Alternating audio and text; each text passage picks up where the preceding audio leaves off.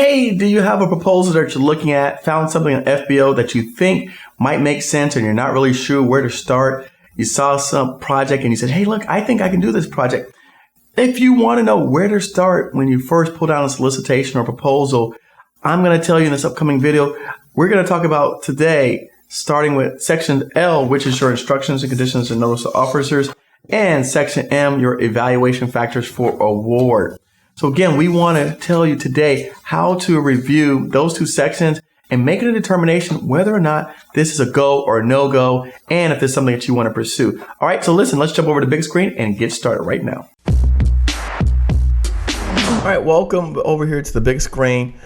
I pulled up a couple of projects off of FBO, the infamous FBO that you guys always like to go to. This one's canceled, but it doesn't matter because the purpose is to grab the information. Here's another project that one of my potential students was looking at. And so I just wanted to address some issues that I see when people are submitting proposals. First and foremost, let me grab this FBO one. Where did it go? All right, so we're here on FBO and we're looking at this particular project for base operation and support facility investment and facility management services at Naval Station Newport, Rhode Island. On the right hand side, you'll see all the files, the solicitation numbers. And what I did was I clicked here, the solicitation, I pulled it up, and I've got it over here on the right side of the screen for you guys to see. This is the format in which the majority of solicitations follow, and we talk about that in another video. But the important part, what I always like to stress to people before you get started and you want to assess whether or not this is something that you can do or that you should do or pursue, is you go straight to the Section L, which is instruction, conditions, and notice to offerers, and Section M, evaluation factors for award. Those two sections will give you the important information to know what are the requirements, how many people you need, what are the skill sets that you need. Also, what are they looking for in terms of past performance and past experience? Those are really key elements in helping you to determine, first of all, if you're eligible to participate.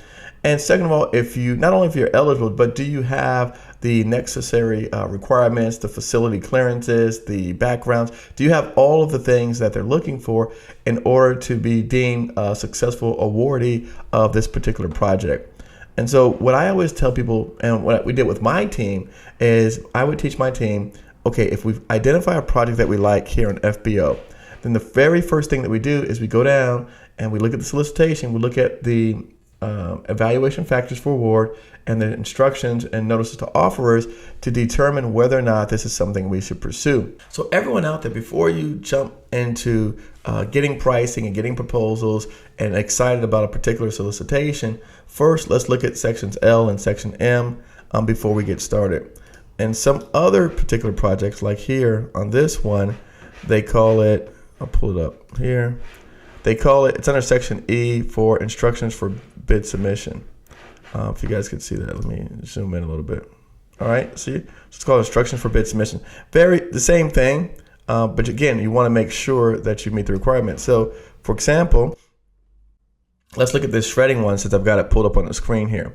If you were interested in this particular solicitation, obviously it says here Department of Veteran Affairs, Washington, right? And the first thing is, it says it's a set aside for service disabled veteran-owned small businesses. So if you're not a service disabled veteran-owned small business, you are not eligible to participate. I would not even bother with it. The second thing is here, under instructions for bid submission, you see where it says, let's talk about it. So number 1 is your offer form. Number 2 is your pricing. Number 3 is your representations. Number 4 is the actual bid.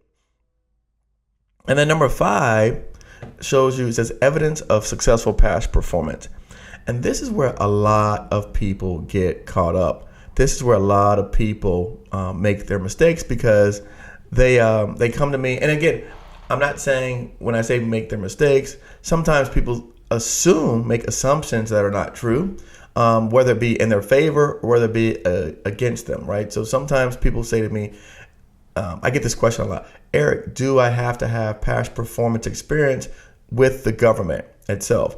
And so here it will let you know if government past performance experience is required or if just regular past performance or experience from being a 1099 or a subcontractor or in a private sector qualifies. So this is not something that you have to ask me. This is something that's clearly written or stated inside of the bid request form. And if it's not, it's something that you can easily send an RFI to the contracting official and making sure that that question gets answered. So let's take a look here where it says, number 5, evidence of successful past performance. So if you were going to bid this particular project for shredding, right, the solicitation number, first and foremost, we have to know that you've got to be a veteran-owned small business, right, to qualify. That's number 1. Second thing, successful past performance. When it says identify any federal, state, local government contracts as well as any private commercial contracts. Do you guys see that? Zoom in a little bit. See here, identify any federal, state, and local contracts as well as private contracts of scope and size or ongoing completed in the past 2 years. Include the following information. So again, when people call me and they ask me, or not call me, but they email me and they say, Eric, does a private sector experience qualify? Here, for this particular solicitation, it's eligible. Now, also people ask, well, Eric, what if I did it 10 years ago? Well, apparently it says here in the past 2 years. So anything that you did 10 years ago will not qualify. So now it says list the company name and address, type of services performed, the name, telephone number, email address, responsible individuals who had firsthand knowledge of performance relative to the same type of services. You want to put in there the people that you dealt with. Now, again, well, Eric, if the contracting officer is no longer there, it's okay because it says name of individuals who had firsthand knowledge. So that could be a superintendent, that could be a project manager, that could be a team lead. Again, this pretty much does not exclude anyone. It allows anyone who is actually out there physically, whether it be the janitor or the maid. It allows anyone to physically who've witnessed you doing this type of task to have their name and number put down on here. Date of contract's performance and the total value of the contract, which includes all change orders.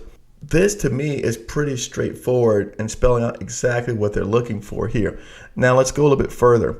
Past performance is one indicator of your ability to perform the contract successfully. Current and relevant information, source of information, context of data, all of this stuff as well is important. Offers may provide information on problems encountered on identified contracts and offers corrective action. The government should consider this information as well as other information obtained from sources when evaluating offers performance. What they mean by this is actually a very good section. A lot of people skip over this. And so what it means is if you had any particular problems on a job, I know it's in our human nature to hide them, right? But what the government wants to know is, and I see this on a lot of proposals now coming out, is they want to see how were you able to think outside the box or creatively to work through a potential solution for a problem that not necessarily that you created, but a problem that you encounter or experience that maybe the fact of your past performance will not indicate that. So let me give you an example.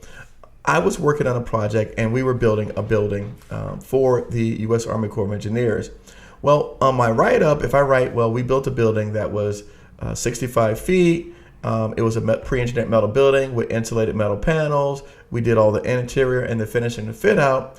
It doesn't tell you about any of the challenges that we had in that job. So an example of some of the challenges that we had in that job where this says problems is when we start doing the building, it was in winter.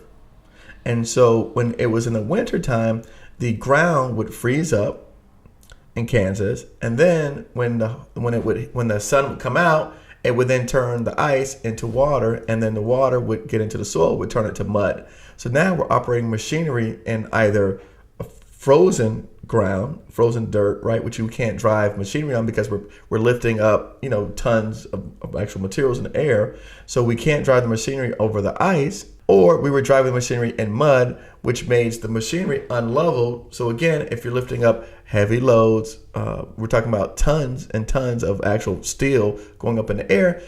Then now when the machine is a little bit uneven, then the machine stops from vibrating to lift the load up. All right.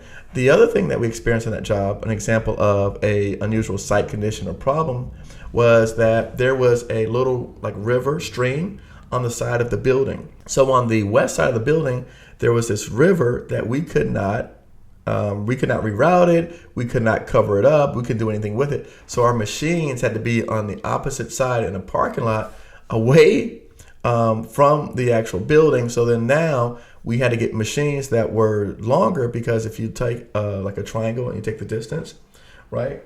In fact, let me show it to you here.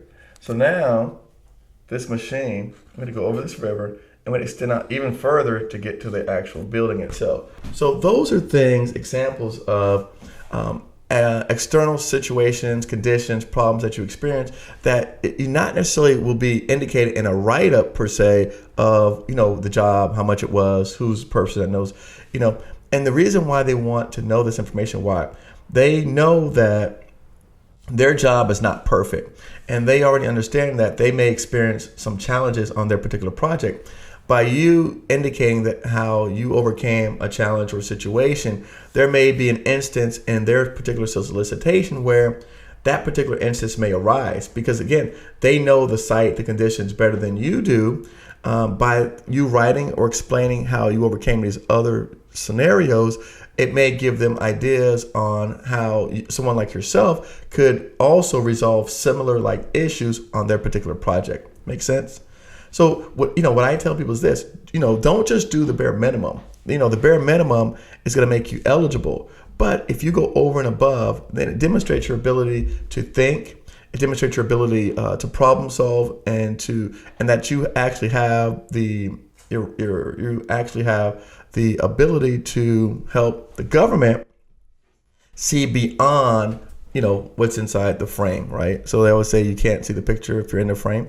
So it helps the government to be able to extract that, okay, this guy has the wherewithal to come up with a solution regardless of whatever the existing condition is of this particular job.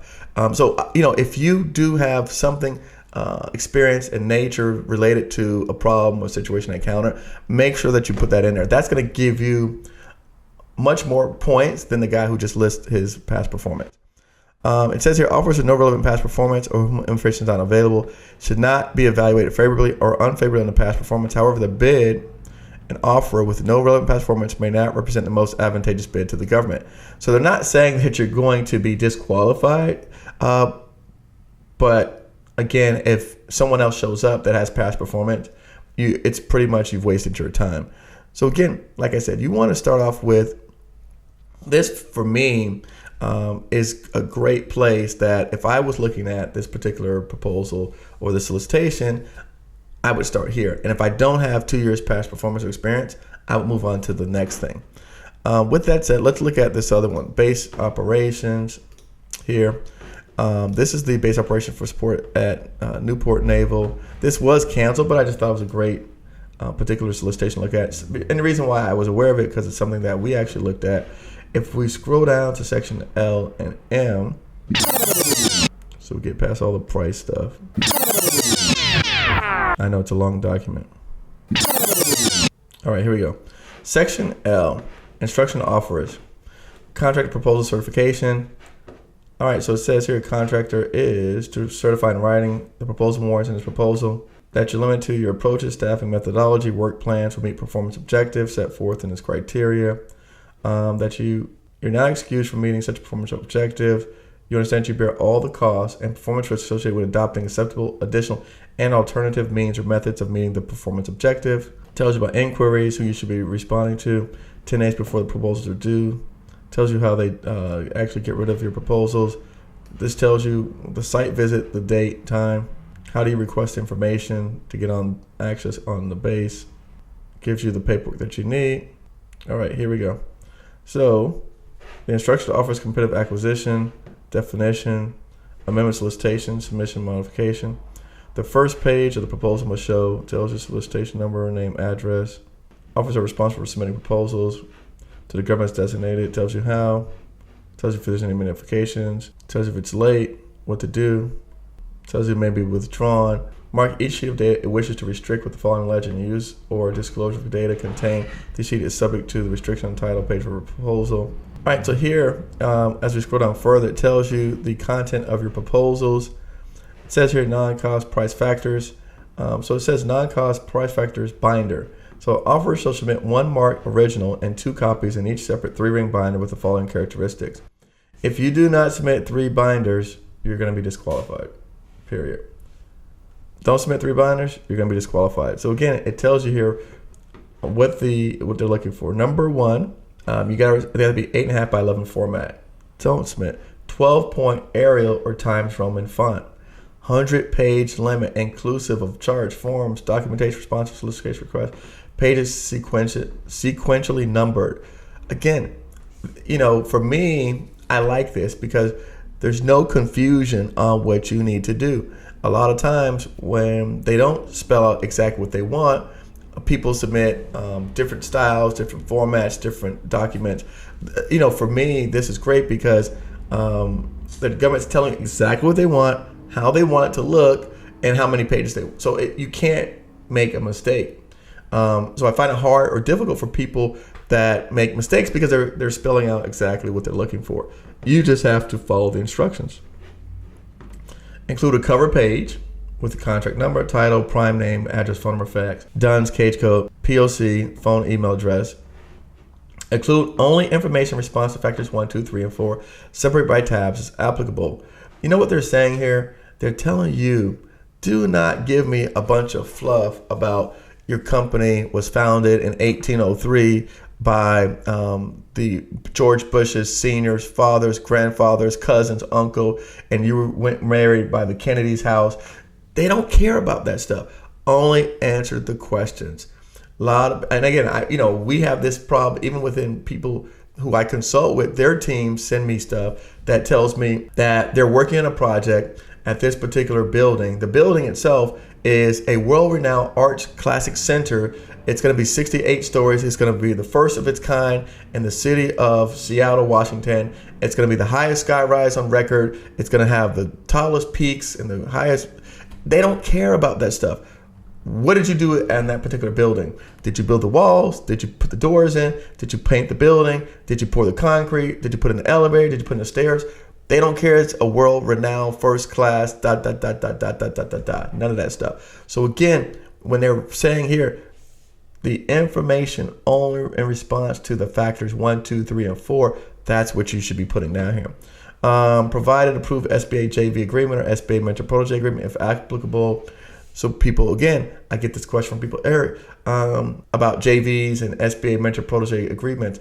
These are formats that the government clearly recognizes. These are the new, for right now, in this particular era, this is how the government seems or deems resolving the issue of bringing more small businesses into this marketplace. They figured out that they want to give out these large projects, but at the same time help service small businesses. So this is their solution in this particular time of how they're going to be serving small businesses, but yet getting the large projects accomplished. So again, if you are not aware how a JV works or approved mentorship program works, go back and watch some of our other videos. Provide attachment J12 contract self-performance certification notification on subcontracting in accordance with the Factor 1 management approach. They want an electronic copy of your technical proposal on a CD-ROM. So again, these things, they want it in PDF and a PDF file on a CD-ROM. Make sure you turn that in. So again, if you don't submit 3 binders, you don't submit a CD-ROM, any one of those things that you didn't do, if you submitted 2 binders or you submitted 3 binders and no CD, or if you went over 102 pages, what I've seen is, we'll go back up to that. Some contracting officials have told me if you submit 102 pages, they'll take the last 2 pages and throw them in the garbage. They don't even care what it says. Some other people will say that they'll just take out 2 pages arbitrarily and throw those in the trash. So these people they're black and white. What did it say? Zeros and ones, X's and O's. That's it. There's just no gray area. So if you submit 110 pages, if they grab the last 10 and throw them out, that might be your most important stuff that you're talking about. So again, follow the format, follow the lay of the law, do the things that they ask for, because again, I know a lot of people have been disqualified for really silly stuff. All right, your technical proposal should include the following items. So again, it talks about what you should be including: your management approach, right? Phase 1 transition plan, determine your ability to provide key personnel in accordance with the RFP sections. And I'm not going to go into all of this stuff. Factor 2, recent relevant experience of the firm. All right, it tells you submit 1 and a maximum up to 5 relevant projects of similar size, scope, and complexity to the work requirements. And it tells you what's the size, 700,000 or greater for recurring services. Again, 1 up to 5. Don't give them 6. Don't give them 10. Don't give them 0. All right. It tells you the attached level of experience form is mandatory and shall be used in submitting project information. You don't submit that, you might as well have not done this at all. As noted above, to be deemed acceptable under this factor, you must be the prime on at least one relevant project, scope, and complexity. If you do not have one relevant project in which you were the prime, skip this, go to something else. Or bring on a team member who has been the prime and who can help you meet that criteria. Again, they said that JV and mentor protege was acceptable format. Put together a JV or mentor protege team, now you're eligible. Factor number 3, safety. They're looking at your EMR rating. If you don't know your EMR ratings, you probably shouldn't be bidding this. The company that I work for, EMR rating is a factor of 0.69. I know this stuff. I know my company. Technical approach for safety. Factor 4, past performance. It says the prime contractor will not be found acceptable on the basis of the subcontractor's past performance. Sorry guys, some projects, some solicitations, you can, others you can't. That's why these things are bold and outlined, underlined, because this is important. If a completed CPARS evaluation is available, it should be submitted with your proposal. If there's not a CPARS evaluation, then they got to fill out a past performance questionnaire. An offer shall not submit a past performance questionnaire when a completed CPARS is available. Makes sense? And then price proposal. Now, solicitation requirements, it tells you exhibits A through E, copies of your reps and certs, and proof of SAM registration. So you notice that here, unlike some of the other ones that we discussed, this talks about your copy of your reps and certs and proof of registration in SAM, System for Award Management, SAM. So on most of the times, it will say you can provide your reps and certs or SAM. In this particular case, they want both. So the difference between and or makes a big difference. That's huge, especially in terms of legal. In addition to providing a hard copy of proposals, you should submit one non-rewritable CD with pricing information. And here we go. So remember, I told you there's 2 things that you always got to look for. This is the second one, evaluation factors for award, the basis for award. And it tells you here, they're looking at factors 1, 2, 3, and 4. Tells you the basis for the evaluation, which one is important. It says the importance of price will increase if the offer's non-cost price proposals are considerably, essentially equal in terms of overall quality, or if the price is so high, significantly diminish the value of the non-constructive superior to the government. So again, your relevance of the actual non-cost price factors is 1, 2, and 3. They are all of equal importance to each other, and when combined are equal importance to the past performance confidence assessment rating determined by evaluation factor number 4. So again, if you've got to get through 1, 2, and 3, they're all the same. And then number 4 factor, when compared to them, and again, it tells you all the stuff here. It tells you how do they rate this. This is instrumental because if you don't have something on here, then it's going to weigh yourself down. And again, you might as well no longer consider yourself eligible. And again, going through all this stuff, it tells you exactly what you need to know to determine whether or not that this thing makes sense for you. So again, without going into all of the details of it all, you see here on the screen basically how you should be looking at that. Now, so one of the things that I mentioned earlier was about the reps and certs. So in this particular instance, they wanted the reps and certs and the SAM. In most instances, they want one or the other. Let's take a look at this particular solicitation, and then we're going to sign out. Okay, here. So on this particular solicitation, it looks like they kind of like blended everything together. So it says here, the offer shall complete. Let's zoom in. The offer shall complete only paragraph B of this provision if the offer has completed the annual reps and certs, like if the offer and SAM access through the government. If the offer has not completed the annual reps and certs, the offer shall complete only paragraph C through U. So again, it says here clearly, you only need to do paragraph B if you've got your registration in SAM, which again, in order to bid, you got to be in SAM. So kind of what really, to me, doesn't really, this is like an old format. But again, we got to follow the process and procedures. So again, if you're already registered in SAM, you only need to complete paragraph B. If you're not registered or you haven't done your annual reps and certs in SAM, you've got to complete C through U. So that shows the difference between some of the solicitations and whether or not you need to submit the reps and certs or exclude the reps and certs. All right, so that summarizes essentially what I was telling you earlier about how you determine whether or not you should be pursuing an opportunity, spending your time and effort, or starting to bring people on. Hope this helps so much. We'll see you next time.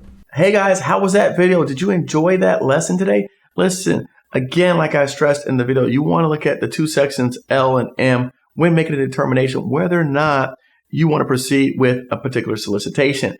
This information is something that I share with all of my teams, whether you're a consultant client of mine or whether you're a student of mine. I let everyone know, hey, listen, before you decide on whether or not to proceed with an opportunity, go to sections L and sections M first. I hope that I was able to clarify some things in this video. As always, thanks for watching us here at scorecontracts.com. Please, please, please leave your feedback. We are very interested in what you have to say, your opinions. In fact, I respond to 100% of all the comments that I've ever received on YouTube. So again, if you have not left me a comment, if you're not said, hey, I'm here, I'm watching you, keep up the good work, please do so in the tab below. And if you haven't subscribed, subscribe to us. Look forward to, in the very near future, we've got a podcast coming out. So stay tuned for a new and upcoming podcast, and we'll see you next time.